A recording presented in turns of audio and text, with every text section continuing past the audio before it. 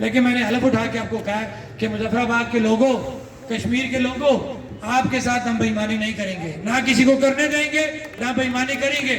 اور برملا آپ سے یہ بات کرتا ہوں، آپ حق بجانب ہیں کہ جس وقت بھی ہم میں سے کسی نے چیٹنگ کی، آپ آئیں ہمارا گریبان پکڑیں، ہم سے سوال کریں، ہم آپ کو جواب دیں گے۔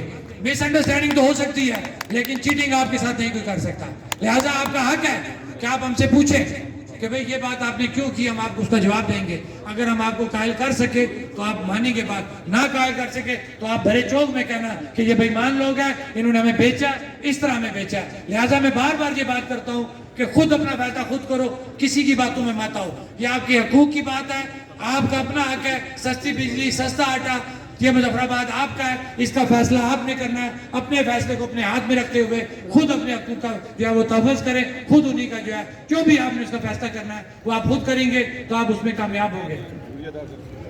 اور کیونکہ میں اب اپنی بات کو ختم کرتے ہوئے میں ایک دفعہ پھر پوری مظفر آباد کی جو جتنی بھی کمیونٹی ہے وہ چاہے کسی بھی شکل میں ہے، میں تمام کا شکریہ ادا کرتا ہوں کہ آپ نے باغیرت ہونے کا ثبوت دیا۔